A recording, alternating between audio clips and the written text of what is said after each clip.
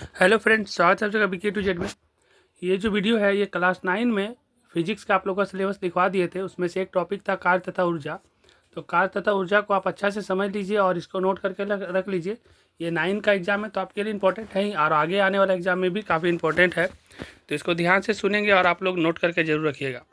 देखिए, कार्य तथा ऊर्जा में क्या होता है कि जैसे हम लोग कोई भी काम को करते हैं तो हमारे पास ऊर्जा का ज़रूरत है। जैसे मान लेते हैं आप बहुत भूखे हैं, एकदम कमज़ोर लग रहे हैं, और आपको बोलेंगे 50 केजी का सामान उठा के ऊपर ले जाना है, तो आप ले जा पाएंगे? नहीं ले जा पाएंगे। तो मतलब कोई भी चीज़ को करने के लिए आपके अंदर ऊर्जा होना चाहिए, और ऊर्जा के लिए आपको कुछ ना कुछ अतिरिक्त आपको लेना पड़ता है। तो हम इसको अच्छा से एक्सप्लेन करते हैं जैसा लिखा हुआ उसके हिसाब से, और कुछ अलग से भी, जिसको सुनिएगा ध्यान से।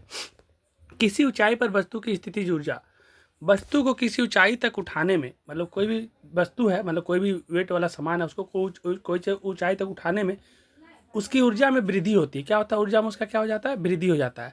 इसका कारण है कि इसको ऊपर उठाने में इस पर गुरुत्वीय बल के विरुद्ध कार्य किया जाता है। मतलब गुरुत्वीय बल के विरुद्ध क्या जाता है कि देखिए, कोई भी चीज़ जब भारी चीज़ रखता है तो उसका भार जो होता है ना, गुरुत्वाकर्षण जो होता है वो खींच के रखता है अपने तरफ में, और हम उसको ज़बरदस्ती ऊपर उठाते हैं। तो क्या होता है कि हमको ज़्यादा ऊर्जा लगाना पड़ता है। तो गुरुत्वाकर्षण के विरुद्ध कार्य किया जाता है। इस प्रकार की वस्तु में विद्यमान ऊर्जा उसकी गुरुत्वीय स्थितिज ऊर्जा है। भूमि से ऊपर किसी बिंदु पर किसी वस्तु की गुरुत्वीय स्थितिज ऊर्जा को वस्तु को भूमि से ऊपर बिंदु तक उठाने में गुरुत्वीय बल के विरुद्ध किए गए कार्य द्वारा परिभाषित करते हैं। किसी ऊंचाई पर किसी वस्तु के गुरुत्वीय स्थिति ऊर्जा के व्यंजक को ज्ञात करना सरल है। जैसे देखिए, एक वस्तु यहाँ पर रखा हुआ है और इसको ऊपर तक उठाते हैं भूमि से, तो क्या है, हम जो इसमें ऊर्जा लगाते हैं तो जितना हमारा ऊर्जा रहता है उससे थोड़ा अधिक ऊर्जा हो जाता है, ताकत थोड़ा ज़्यादा लगाना पड़ता है। तो एक काम करें कि आपको यहाँ से यहाँ तक आप आराम से स्लाइड कर करके लिख लीजिए। उसके बाद एक पेज और है, इसको भी आप समझ लीजिए कि मान लीजिए कि एक एम द्रव्यमान की वस्तु के बारे में विचार कीजिए। मान लीजिए इसे धरती से एच ऊंचाई, मतलब एक हाइट तक उठाना है और ऊपर तक उठाया जाता है। ऐसा करने के लिए एक बल की आवश्यकता होती है, और आपको कोई भी चीज़ को उठाना है तो उसके लिए उतना आवश्यकता है नहीं। जब मान ली 20 केजी का कोई सामान उठाना है तो 20 केजी के लिए बल लगाना पड़ेगा ना।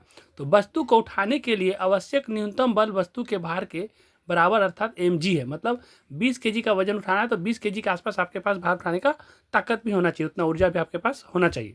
वस्तु में इस पर किए गए कार्य के बराबर ऊर्जा उपार्जित होगी। मान लीजिए कि वस्तु पर गुरुत्वीय बल के विरुद्ध किया गया कार्य W है, तब किया गया कार्य W बराबर हो जाता है बल गुना विस्थापन। कभी आता है कि कार्य बराबर क्या होता है, तो आप लिखेंगे कि बल गुना विस्थापन होता है, और उसी को बल को mg बोलते हैं, विस्थापन को h।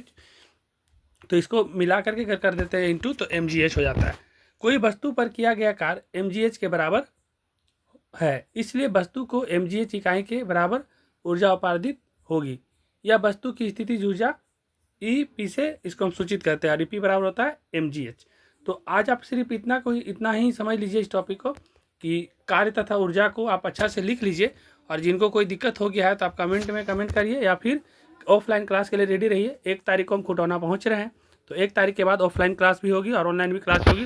और इस बार हम छुट्टी थोड़ा कम करेंगे क्योंकि छुट्टी थोड़ा ज़्यादा हो गया है। तो खास करके 10th वाले बच्चे लोग के लिए ज़्यादा जरूरी, उनका एग्जाम फाइनल आने वाला है, तो उसके लिए हम लोग को मिल के मेहनत करना है। और 9th वाले लोग को 10th में जाना है, तो आप लोग को 9th में इतना अच्छा से तैयार करके भेजेंगे कि आपको 10th में जाने का कोई प्रॉब्लम होगा ही नहीं, काफ़ी आसान लगेगा। आप हर वीडियो को देखना नहीं भूलें और हर वीडियो को अच्छे से सुनेंगे और नोट जरूर करेंगे। अभी से नोट करेंगे तो आने वाला फाइनल एग्जाम में आपको जो 10th में होगा उसके लिए आपको काफ़ी आसान हो जाएगा, और फर्स्ट डिवीजन के लिए तो कभी सोचना भी नहीं पड़ेगा। तो ठीक है, इस वीडियो को हम लंबा नहीं करते, समाप्त करते हैं। आप लोग इसको ऐसे स्लाइड कर करके आराम से दोनों पेज को अच्छा से लिख लीजिए। ठीक है, धन्यवाद।